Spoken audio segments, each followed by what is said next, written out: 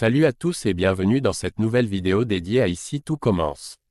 Aujourd'hui, on va plonger dans les intrigues palpitantes de l'épisode du 12 septembre. Entre les tensions amoureuses et les défis professionnels, la série ne cesse de nous surprendre. Greg parvient à convaincre son père de donner une seconde chance à Lionel, mais à quel prix? Du côté d'Anaïs, les choses se compliquent avec Milan, et un moment de vérité difficile s'annonce. Et ce n'est pas tout. Jim commence à avoir des doutes sur Cléo, et il se pourrait bien qu'il ait découvert quelque chose de louche. Qu'est-ce qui se passe vraiment entre Cléo et Jasmine? On vous dit tout dans cette vidéo, restez bien jusqu'à la fin pour connaître tous les détails de ces intrigues captivantes. Allez, c'est parti. Anaïs traverse une période de transition après son aventure avec Milan, qui s'est déroulée dans un cadre romantique, la serre de l'Institut Auguste Armand. Ce moment intime l'a profondément marquée. Et alors qu'elle tente de faire le point sur ses sentiments, elle se confie à Jude. Lors de cette conversation, elle lui avoue qu'elle ne cherche pas à s'engager dans une relation sérieuse avec Milan. Son objectif est de profiter du temps qu'ils passent ensemble sans se laisser envahir par des émotions trop complexes ou des attentes relationnelles. Anaïs, dans un état d'esprit léger, souhaite simplement s'amuser et profiter de la vie sans se préoccuper des complications qui peuvent parfois accompagner les relations amoureuses. Un peu plus tard dans la matinée, elle prend l'initiative de retrouver Milan dans la réserve de l'Institut, un endroit isolé propice à un autre moment intime entre eux. L'atmosphère est chargée de tension, et ils se rapprochent encore une fois physiquement. Cependant, au milieu de cet échange passionné, Anaïs prend une décision importante. Sentant qu'il est nécessaire d'être honnête, elle lui confie directement qu'elle ne désire pas de relation sérieuse. Elle préfère maintenir une relation détachée, sans engagement affectif. Milan, bien que visiblement surpris par cette déclaration, ne montre pas immédiatement de signe de désapprobation. Il semble accepter l'idée sans grand enthousiasme, mais il ne réagit pas négativement sur le moment. Mais les choses prennent un tournant inattendu plus tard dans la journée. Après avoir terminé le service du déjeuner au Doubla, le célèbre restaurant de l'Institut, Milan cherche Anaïs pour une conversation plus sérieuse. Ils se retrouvent dans la cuisine, un endroit qu'ils connaissent bien, mais cette fois, le ton est différent.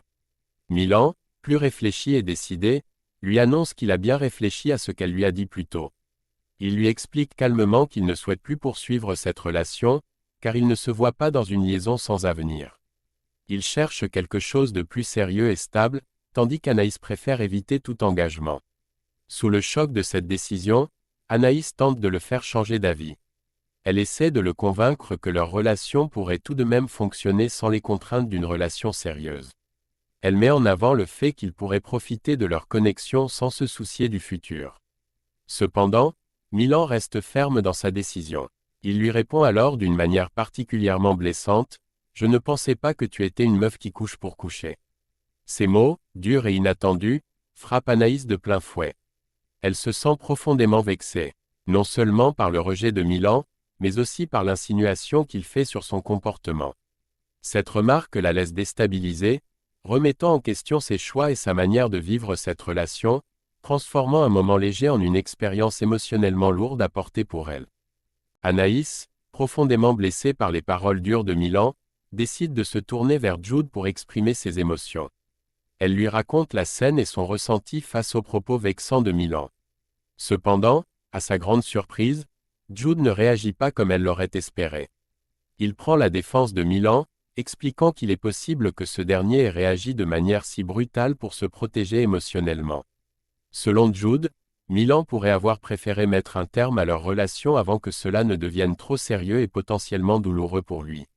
Il avance que la peur de souffrir peut souvent pousser les gens à dire des choses blessantes pour couper court à une situation. Anaïs, troublée par cette réflexion, se demande alors si Jude a raison. Milan a-t-il vraiment agi par peur de s'engager et de souffrir, ou était-ce une manière plus directe de rejeter la relation qu'ils entretenaient? Pendant ce temps, Lionel fait face à ses propres défis. Refusant de se laisser abattre par ses récentes déconvenues, il est bien décidé à trouver du travail. Plutôt que de s'apitoyer sur son sort, il se montre proactif et décide de retourner voir le patron du bar où il a précédemment déposé son cheval. Lionel informe le gérant qu'il est maintenant disponible pour travailler plus de 10 heures par semaine. Le responsable lui répond que le poste à pourvoir est celui de serveur et de plongeur, une opportunité que Lionel est prêt à saisir pour ne pas rester inactif. De son côté, Gary tente de redonner le sourire à sa meilleure amie, Zoé, qui semble abattue. Gary, plein de bonnes intentions, espère que Zoé pourra être fière de son succès récent lors du concours d'entrée qu'elle a réussi. Cependant, Zoé reste profondément troublée par la situation familiale.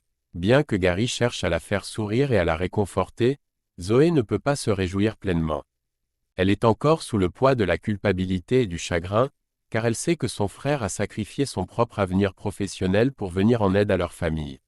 Ce lourd fardeau émotionnel empêche Zoé d'apprécier pleinement ses réussites, et la tristesse liée au sacrifice de son frère pèse constamment sur elle. Quant à Greg, il est prêt à tout pour aider son meilleur ami, Lionel, qui a récemment été exclu du master. Loyal et déterminé à voir Lionel réussir, Greg prend l'initiative d'intervenir auprès de son père.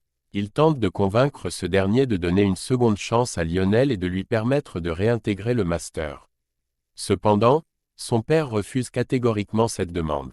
Selon lui, il est hors de question de faire preuve de favoritisme, même pour un ami proche de Greg. Cette opposition ferme met Greg dans une position difficile, mais il n'est pas prêt à abandonner. Il est convaincu que Lionel mérite cette nouvelle chance et continuera probablement à plaider sa cause. Malgré la résistance de son père. Juste après sa discussion tendue avec son père, Greg décide de prendre les choses en main et convoque tous les professeurs pour un conseil pédagogique spécial. Il est déterminé à trouver une solution pour que Lionel puisse avoir une seconde chance. Lorsque le chef de Lobel, son père, entre dans son bureau, il découvre avec stupéfaction le plan de Greg. Sa colère ne tarde pas à se manifester, car il estime que son fils outrepasse ses prérogatives. Toutefois, Greg persiste et soumet la question au vote des professeurs. Après des échanges, Olivia, Rose et Alice votent en faveur de donner une nouvelle opportunité à Lionel. Bien que le chef de Lobel ne bloque pas la décision, il impose une condition stricte, c'est lui qui fixera l'épreuve de rattrapage pour Lionel. Et pour bien faire comprendre qu'il n'y aura aucune indulgence, il annonce fermement qu'il ne compte faire aucun cadeau. Point. Lionel devra prouver sa valeur à travers cette épreuve particulièrement exigeante. La tension monte alors, qu'est-ce qui attend le frère de Zoé et Inès dans cette nouvelle épreuve qui semble s'annoncer redoutable? À la fin de la journée, Greg retrouve Lionel pour lui annoncer la bonne nouvelle. Il lui explique qu'il va avoir l'occasion de repasser son épreuve, mais lui dévoile aussi la nature du défi qui l'attend, il devra affronter la chef pâtissière Alice Wiesberg.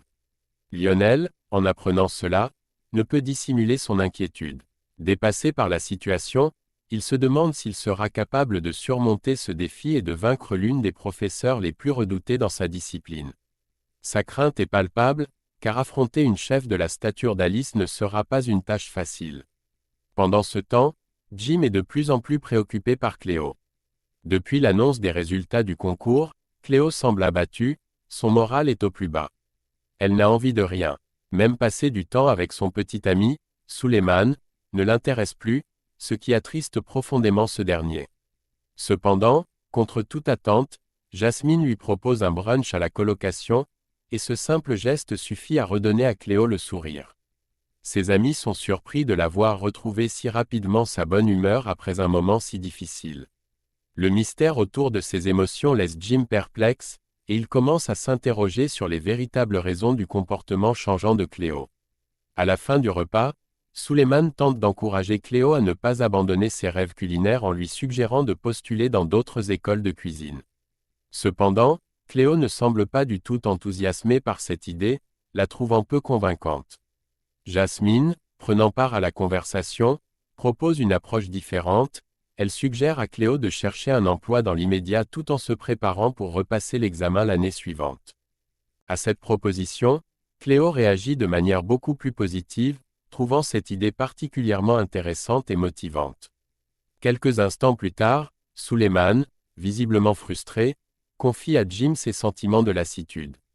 Il avoue en avoir assez que Cléo préfère toujours les suggestions venant de Jasmine, comme si ses propres conseils n'avaient aucune valeur.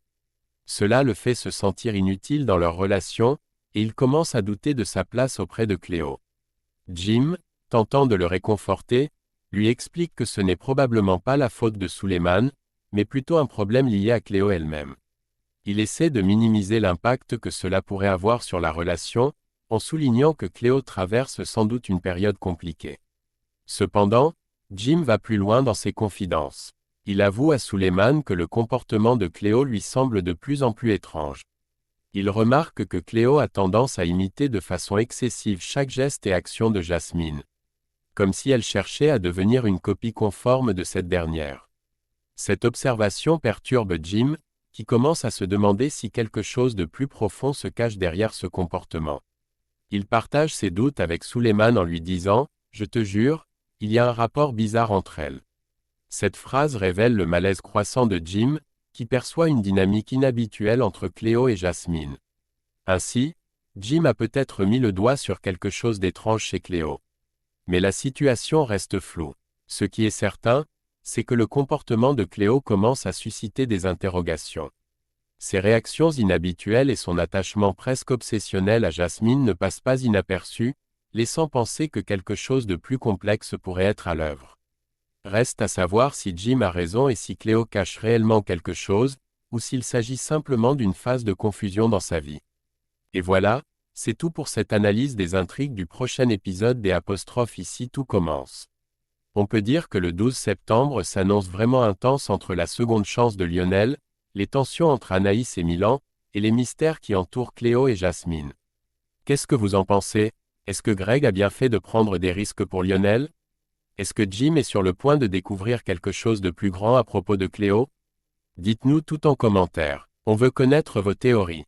N'oubliez pas de liker la vidéo si elle vous a plu, de vous abonner pour ne rien manquer des prochaines actus de la série, et d'activer la cloche pour recevoir les notifications. Merci à tous d'avoir regardé et à très bientôt pour une nouvelle vidéo sur vos séries préférées. Ciao!